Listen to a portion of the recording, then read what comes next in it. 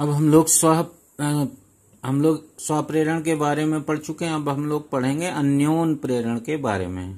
तो स्वप्रेरण जो होता था, किसी कुंडली में धारा प्रवाहित करने पर या धारा में परिवर्तन करने पर उसमें जो धारा प्रेरित होती थी, इस घटना को बोलते थे स्वप्रेरण।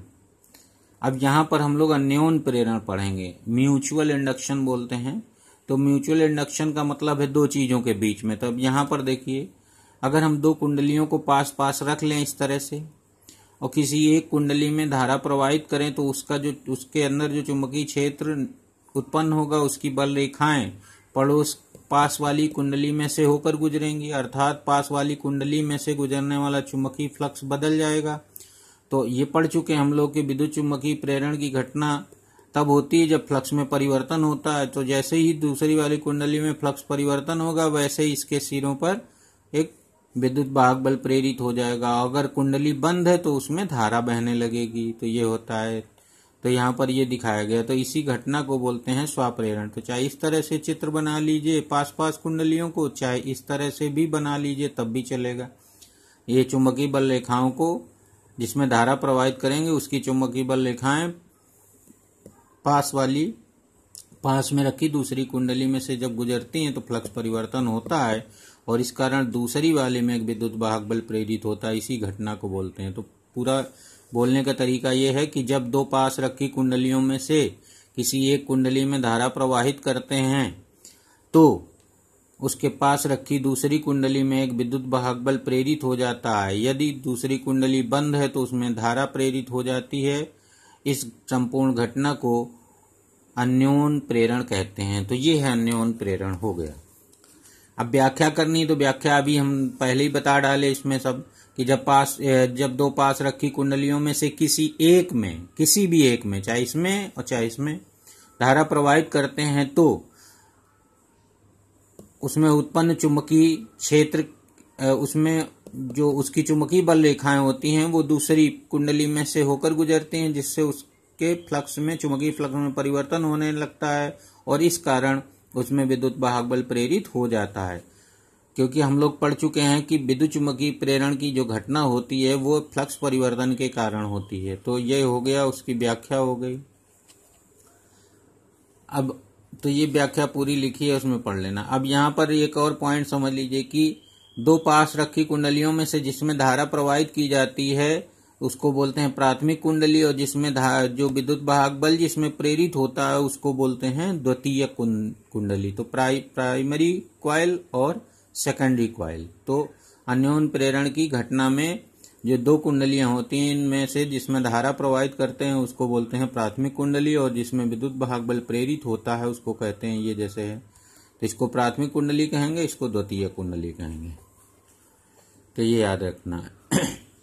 अब हम लोग अन्योन प्रेरण गुणांक या अन्योन प्रेरकत्व पढ़ते हैं। जैसे कि हम लोगों ने स्वप्रेरण गुणांक या स्वप्रेरकत्व पढ़ा था। तो स्वप्रेरण गुणांक में क्या था कि जो उस कुंडली का जो चुंबकीय फ्लक्स था वो उस कुंडली में प्रवाहित धारा के अनुक्रमानुपाती तो होता था। अब यहाँ पर हम लोग विद्युत वाहक बल इसमें प्रेरित हो रहा है द्वितीय कुंडली में, तो हम लोग इसका जो फ्लक्स परिवर्तन होगा तो ये इसमें प्रवाहित प्राथमिक कुंडली में प्रवाहित धारा के अनुक्रमानुपाती होगा। क्योंकि इसमें जब धारा बढ़ेगी घटेगी तो चुंबकीय बल रेखाओं की संख्या बढ़ेगी घटेगी और इसमें से फ्लक्स परिवर्तन कहा जाएगा। इसमें स्वप्रेरण की घटना सेल्फ में होती है, लेकिन अभी हम लोग इसमें पढ़ रहे हैं दोनों के बीच में संबंध, तो यहाँ पर हम लोग बात करेंगे। तो इसमें हम लोग फ्लक्स परिवर्तन को समझेंगे।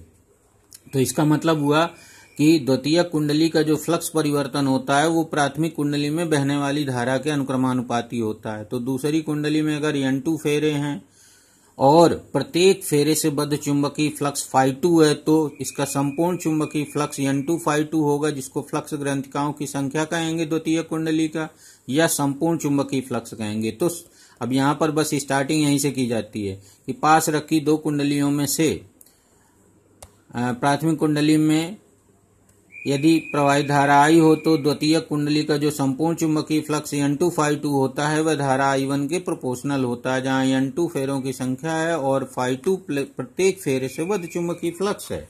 तो यहाँ पर ये लिख दिया जाएगा। तो यहाँ पर लिख देंगे N2 φ2 प्रोपोर्शनल I1।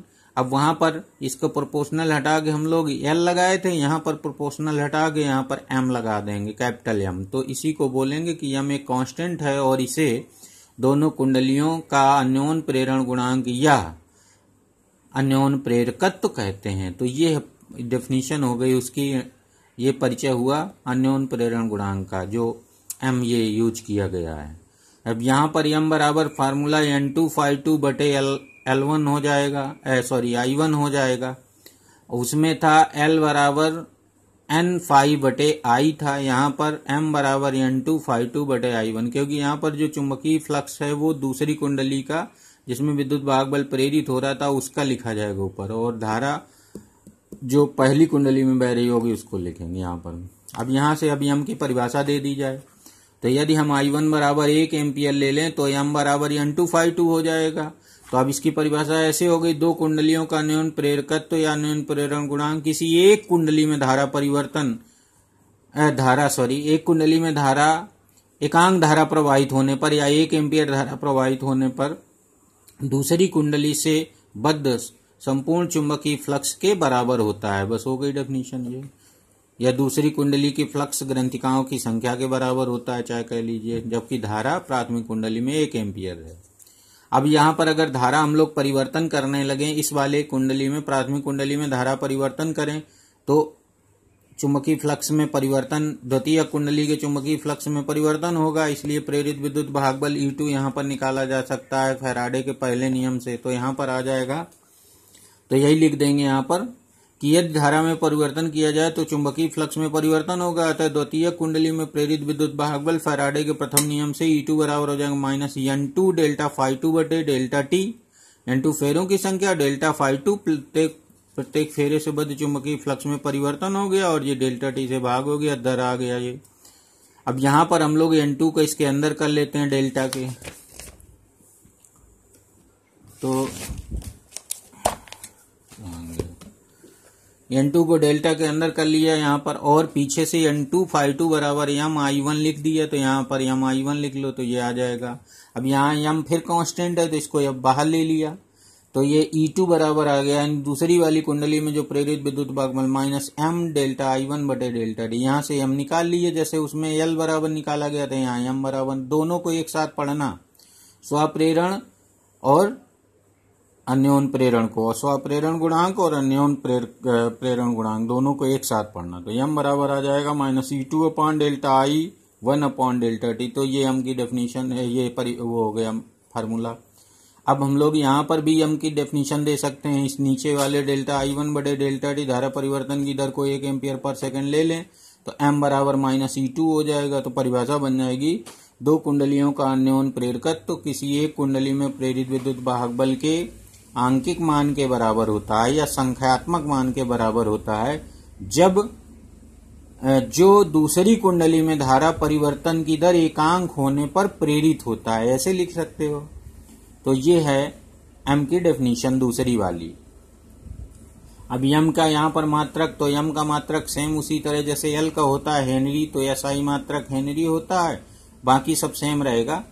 M का मात्रक वही जो L का मात्रक होता है हेनरी। तो यहाँ पर निकालो तो वोल्ट इंटू सेकंड बटे एम्पियर या जूल पर एम्पियर स्क्वायर लिखा गया था, ये लिखा हुआ है जूल पर एम्पियर स्क्वायर, और विमा वही रहेगी ml square T minus 2 a minus 2, ml square T minus 2 a minus 2 हो जाएगा। अब M इस अन्योन प्रेरण गुणांक पर M का क्रोड का प्रभाव, तो अगर हम क्रोड यहाँ पर रख देंगे तो फिर से हमारा फार्मूला वही, म्यू आर की जगह म्यू अपान म्यू नॉट, म्यू बराबर म्यू नॉट म्यू आर। तो यहाँ पर जो M की वैल्यू है वो बढ़ जाएगी, यहाँ पर स्वप्रेरण गुणांक बढ़ जाएगा अगर क्रोड पर दोनों कुंडलियां लिपटी हो तो।